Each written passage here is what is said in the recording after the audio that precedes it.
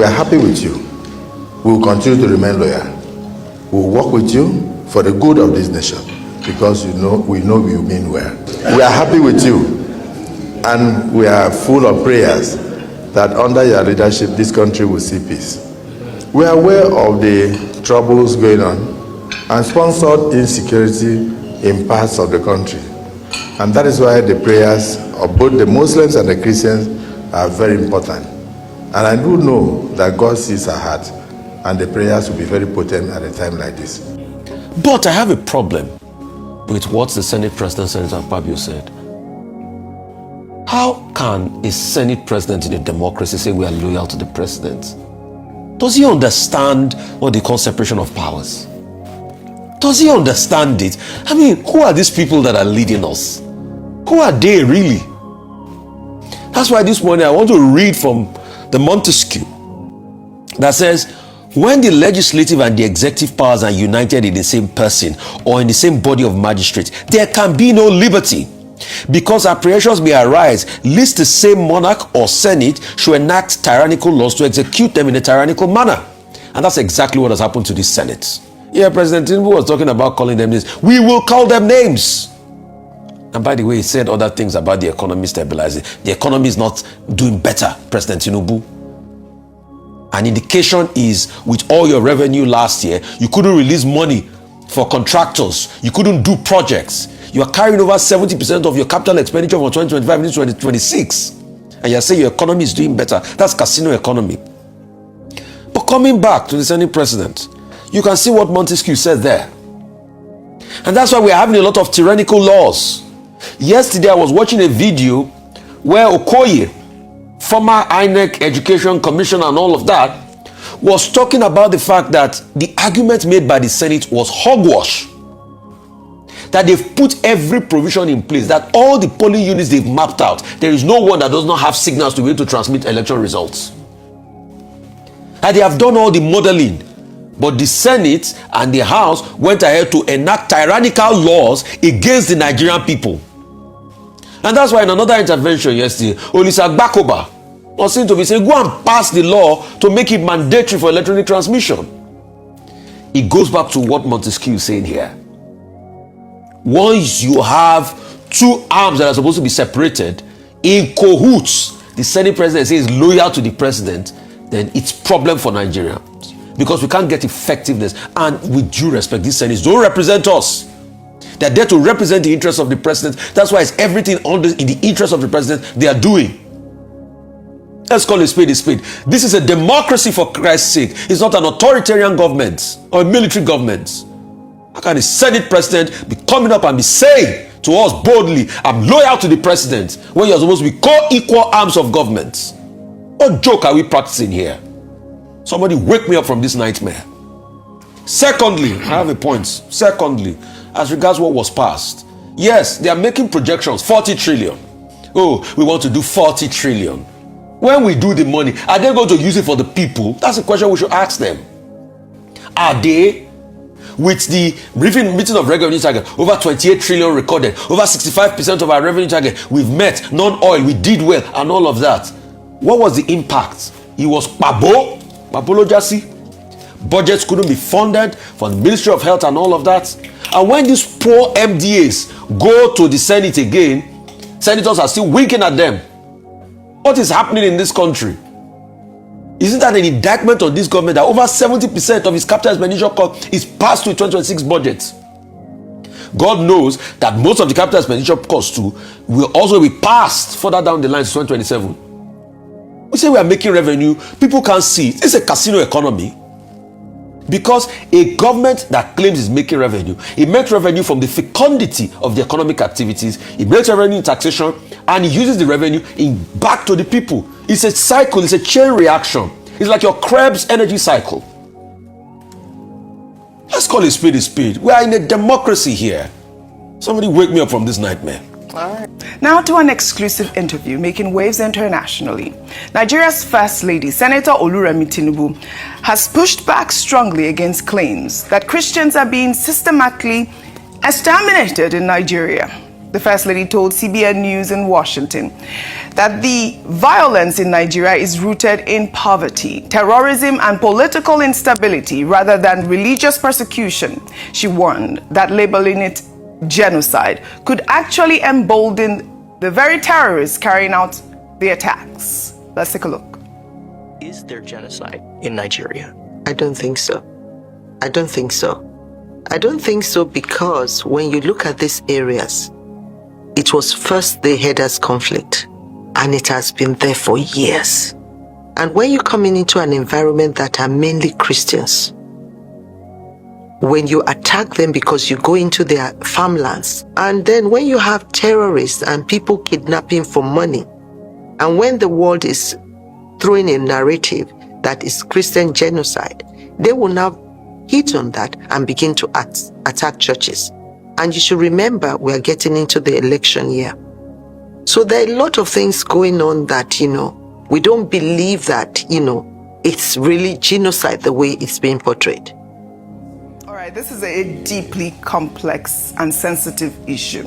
The First Lady's words have sparked a debate both at home and among Nigerians in the diaspora. As critics argue, the numbers tell a different story. According to Open Doors World Watch list, over 70% of Christians killed worldwide in recent years have died in Nigeria. Ayo, the First Lady, is re-echoing the federal government stance that there is no Christian genocide in Nigeria. Your thoughts? I don't think we should be surprised at that. She's married to the president. I don't expect her to go on an international platform like that and say that, yes, there's Christian genocide, when the government's position has consistently been that there isn't. However, what I would prefer for this government, and perhaps the First Lady, in using her soft power diplomacy, in granting interviews to convince the international community, particularly the United States of America, is to provide alternative facts.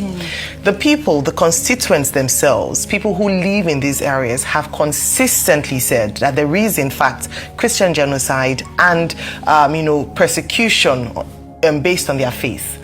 The Christian Association of Nigeria has spoken out. The Pentecostal Fellowship of Nigeria has spoken out. There are religious leaders in the Middle Belt who have spoken out. And this is not just under the Tinubu administration. It's been there consistently before. And the only time their voices were amplified was when President Trump made that tweet. It has been there consistently. The videos of mass graves have been on consistently. And so what I would prefer, rather than just saying, I don't think so, and I mean, she's entitled to her personal opinion on that, but would be provide facts. This is the reason why I believe this isn't, because the others have shown proof. They've shown mass graves, they've talked about churches being burnt. Now they're even advising us not to go and worship in the way that we want to worship. Dr. Wati says stop the church. You can't ask people not to express their religious rights based on violence. It means that you are confirming the fact that the state has failed in providing security for Christians in the country. And so, like I said, she would say what she would say. But the truth is that the more they deny it, the more they do an injustice to the number of Christians who have been killed in the Middle Belt, in the north, in different parts of Nigeria, and the more they are playing ostrich with facing the problem. Right. I thought this was a fine moment for the Nigerian government to finally tackle this challenge and this issue that a number of Christians have cried out for a very long time. But unfortunately, it seems that they're taking the way out of just denial, but the issue persists. I'm not saying, because two truths can exist at the same time, that there are no more complex issues around herder clashes and all, but we're saying alongside that is a particular target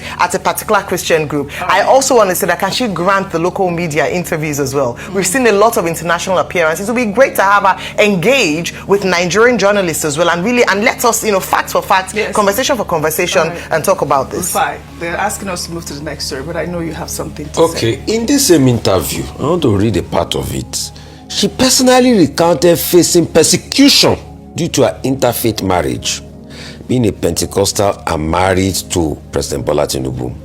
Specifically, a Muslim cleric publicly called her heathen and suggested that she should be stoned for openly practicing Christianity. But she noted that many who defended her against this threat were from the north, highlighting nuanced religious dynamics. Doesn't she answer the question for us? She actually. If it's a country that is free of persecution, should she marrying a Muslim be a problem in the first place? You see, with her own mouth, despite the fact that they try to deny, you see, hey God, Ayinla Omowura said something famously. Ayinla Omowura said, "Asoju ọ̀rọ̀ irọ́ ni mú wá." When you talk too much, you start to lie. Yes. The truth is, in this case, with her own mouth, she has come out to say that she herself also faced persecution. They keep saying there's no persecution in this country. Let's say the truth. As a student of literature, yes, the part of her statement that I would take is a statement that religious issues in Nigeria are far more complex and nuanced than it is presented. The emphasis is on the nuance. Right. In other words, there isn't a single narrative, to just say, Christians are being persecuted. What she's saying really is that there are many dimensions to the story rather than a single narrative. That she confirmed persecution. Right. You are right, Rufai. I said all of us are involved. Yes. The major challenge is insecurity in Nigeria, and the Nigerian government is trying to address it by seeking the cooperation of the United States and other countries. Solving the problem is where the challenge is, not about personal testimony. I disagree with the Nigerian government approach. Oji, please. Is the fact that they are not addressing the problem by partnering with America alone. They are addressing the problem by going on a propaganda spin. Dr. Abati, we here, we are not children. We see it. We know about the $9 million being spent. If you have a problem, you don't need to spend $9 million to be going to talking to CBN and conservative media. Fix the problem. When you fix the problem, we Nigerians will go ahead and say the problem. No, the emphasis is not propaganda. It's propaganda. Are you also aware, as somebody who has a microphone, that there are troops, American troops that are here. There are countries collaborating with Nigeria. That's part of the effort. All right. Can I moderate this plan? Can I moderate this plan? It's not about propaganda. May I moderate this panel? That's a one-sided narrative. May I moderate this panel? Please go ahead. May I? All right. Thank you.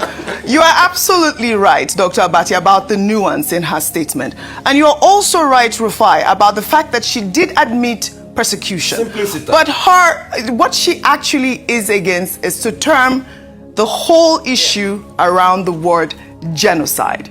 Well, the First Lady also used the Washington visit to thank President Trump for the Christmas Day missile strikes against terrorist holdouts, saying it was the first Christmas in recent memory where no church was attacked. I believe she did have a successful visit there in Washington. Let's now turn our attention to the drama surrounding the exit of the outgoing Inspector General of Police, Kayode Egbetokun. The Nigerian police force has now been forced to respond to allegations first raised by activist Omoyele Sowore that 100 million naira from Anambra State security vote account was transferred into the personal bank account of Kayode Egbetokun's son, Victor Egbetokun.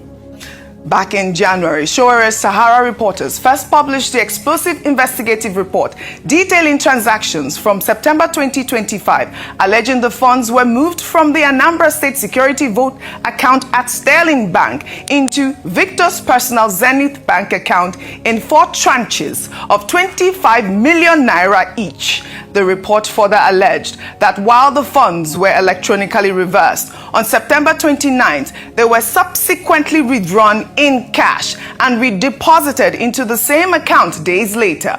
Police spokesperson Benjamin Hundeyin, speaking on live television, dismissed any insinuation of wrongdoing, insisting that the transaction was nothing more than a banking error that was promptly detected and reversed. It doesn't really make any sense for you to just wake up and commence a campaign of calumny against him. Oh, you could remember when he said, 100 million naira was paid into the account of the son of the IGP.